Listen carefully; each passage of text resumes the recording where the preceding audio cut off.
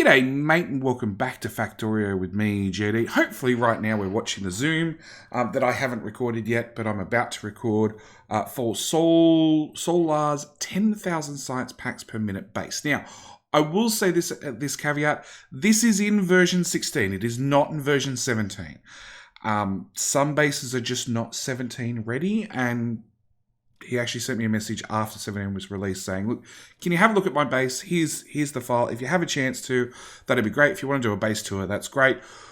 But didn't actually... I said to him, look, we'll see what happens. I'll definitely have a look. And then I came down sick and everything else, and now I'm better, so now we're having a look. And it actually impressed me so much, I decided we actually have to run a tour of this base. Now, it is a 10,000 science packs per minute modular base, which is, we've seen before. Dark Sand did a 10k science pack per minute base, and I'll put a link up the top right hand corner. You can go click that now and watch that first and then come back to this, or you can just click on it at the end of the video and go watch that second. But his was completely with trains. This one is with Logibots, which actually really shocked me that it's running at, it says 42 UPS, but it's been running at about 50 UPS. Up until I started the recording software, it was running at 50 UPS with 10,000 robots in the air at all times. Okay? It's not what I expected. Like, I've built big bases before, but trying to get anything over 4,000 science packs per minute with my PC, and that's what it really comes down to. It's the specs of my PC. Getting over 50 UPS is really, really difficult. So, you guys have already seen a zoom in on the map, so we don't really need to look at map view too much. He's doing mining, okay? Direct loading into a train, we've seen that before. I can guarantee it's with beacons. Yeah, miners, beacons, straight into a train. And he's actually got trains running in a loop, which is a little bit fascinating. So, oh no, he's doing one better. He's going miners. Miners, because his mining productivity is through the roof. 901. So he's going miner with speed straight into a furnace. And if we empty this out, you can see how quickly it fills up. Yep. Straight into a chest to load into a train. So we've got that running. This is running RSO. He did use creative mode to build the actual map. Or build the base, but not the map. That's all done with RSO resources. This is why they're absolutely ridiculous in size. It's just crank the RSO settings to max and away you go. So he's doing copper. For the iron ore to make steel, he's actually loading in iron ore, bring the trains up here, going into a chest, into a chest, into a chest, in to make steel. As you can see, there's no timers on any of these inserters. They just run naturally, which is perfectly fine. To be honest, this is the most UPS friendly way to run it. And the iron ore trains have their own loop, and then the steel trains have a separate train line that they use. In fact, from what I've seen, my phone's going off. From what I've seen, a lot of the trains either have independent lines and very, very few crossover. Very, very, very few. Fuel train seems to be universal. So there's going to be one spot on the whole map that's processing uranium. But apart from that, everything looks to be independent. So these are very, very module bases. And we'll run max rate calculator first, because that's what I actually want to run through first. And when max rate calculator does its thing, we're doing on a per minute basis, no, per second basis. So we're doing 6 yellow science. Actually, let's go with per minute. Per minute's an easier maths. 384 per minute for high tech. And you'll find that, 350-ish seems to be the magic number he's been shooting through it for. 384, so 384 actually, it seems to be the magic number that he's shot for all the science packs. So they're perfectly in ratio. And then they're actually even processed right here. So he's got lots of little copies of a base that do 384 science packs per minute. And there's lots of bots flying around. Don't get me wrong. Like this one's got 300 robots flying around, and therefore to have 10,000, there's a lots of copies and pastes of like the exact same base. This is cell number 5. There's a cell 1 down here. There's a cell 2, cell 3, cell 9, cell 15, 18, 27. He's just copied and pasted. He's got a really, really heavily optimized blueprint, and then he's copied and pasted it a lot, which has led to, with a lot of solar panels, which has led to how this base actually runs. So, going through the basics, we've got iron and plate and steel and copper being delivered in, and these unload into these trains. And you can see there is a lot of circuit conditions going on.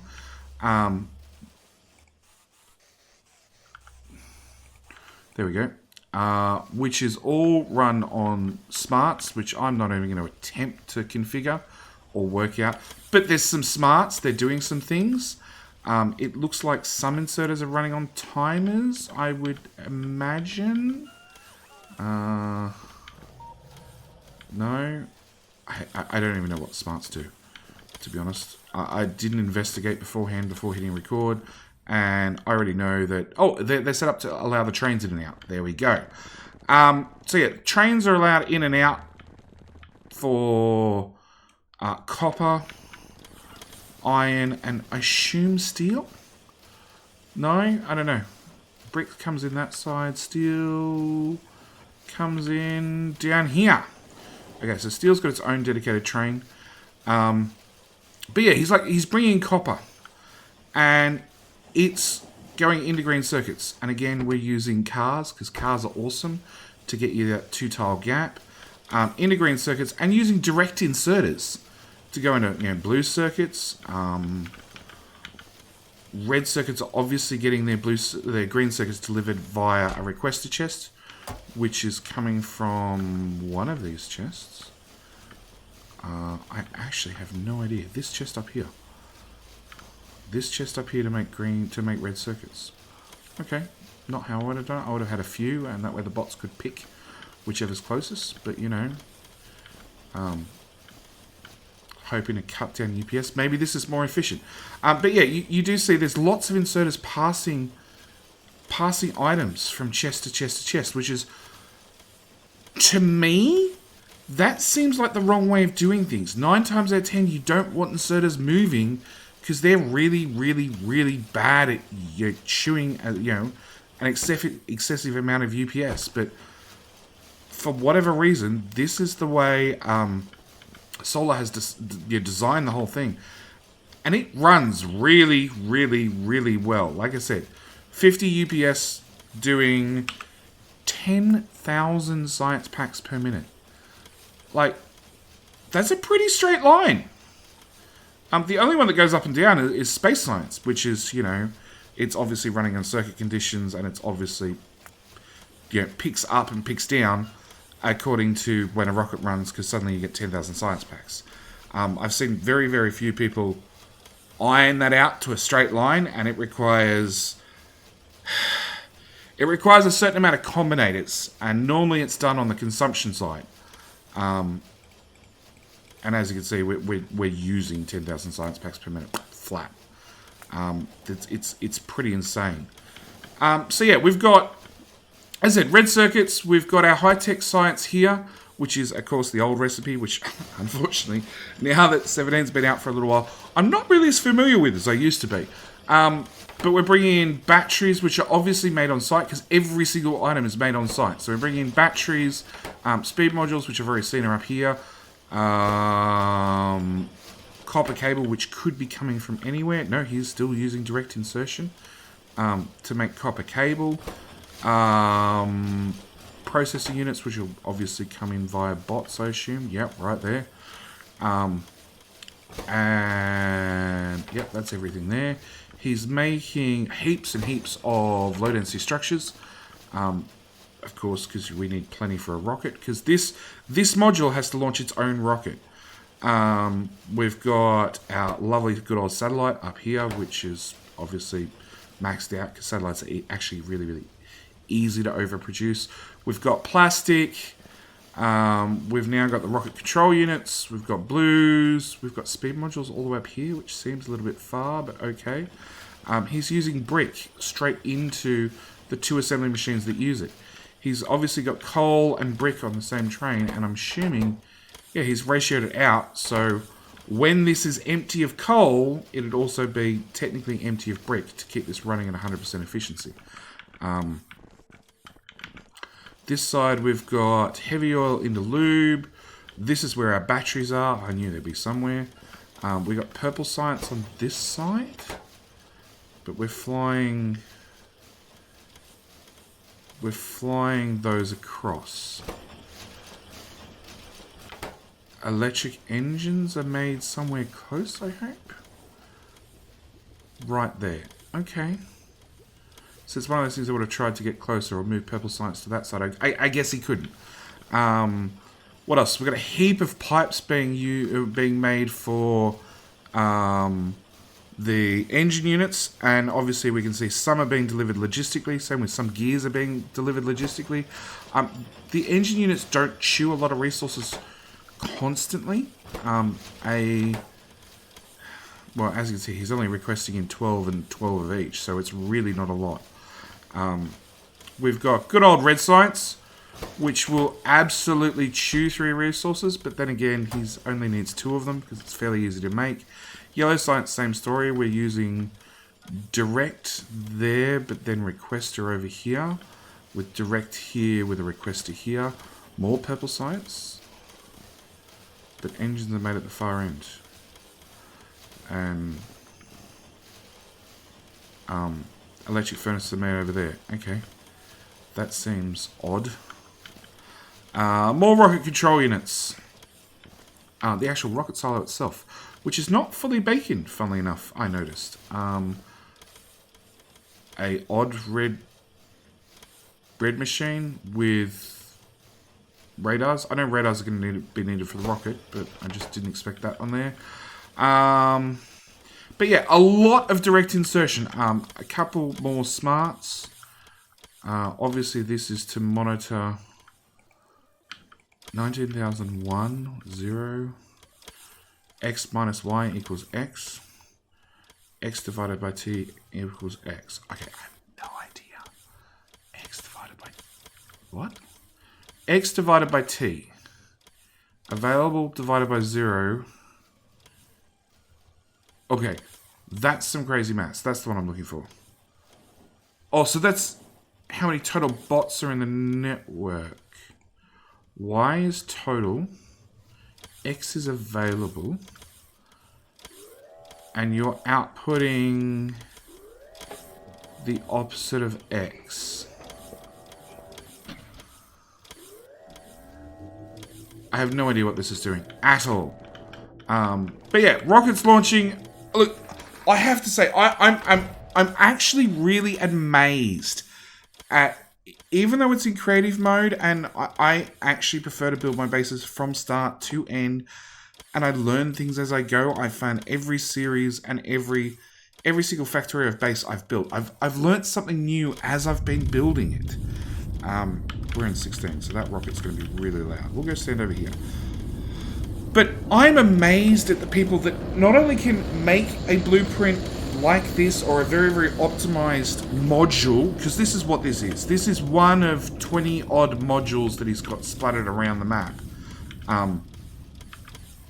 Can make a highly optimized module, and then pasting it everywhere is not an issue. You know, that's really not that hard. But making this in the first place, and then on top of that, configuring your trains. So, like, the iron train is going up, getting iron, and coming back and sitting here waiting until the base says, hey, I need more iron. The copper train, exact same story. And he's, you know, He's obviously done the maths that he needs 2 iron trains with 2 copper trains. Probably to have a train always waiting. Yeah, it's 2 steel trains to run all the steel to keep this whole thing moving. That's steel. So that's... There's the coal. Where's stone?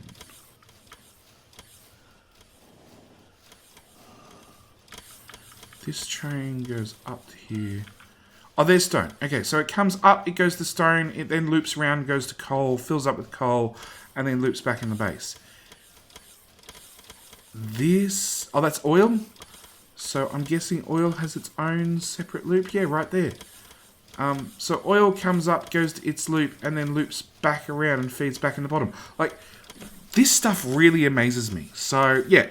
I wanted to show off this will be the absolute last 16 base. I already have a base queued up for 17. It's different, it's unique, it's something we haven't ever looked at before. So that'll be the next one. It'll be out probably sometime this week. And at the same time, I am now officially opening up.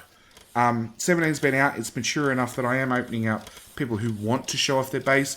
There is a link down in the description to come jump on Discord. That is the best way to contact me. Jump on Discord, send me a DM, tell me a little bit about your base, send me a save file, and I'd be more than happy to have a tour of your base, just the same as I have with Swolar's base. And yeah, that's pretty much where I'm going to leave it. As I said, there is a link in the top right-hand corner to go look at Dark Senses. Also, he did a 10k science pack per minute base. It's running entirely on trains. There is no belts. There is no robots. There is, well, there's maybe 10 robots on the whole map. It's a really unique base, just like this one was. So, thank you guys for watching. As always, do hope you've enjoyed this video, and I'll see you guys in the next one. All right, bye.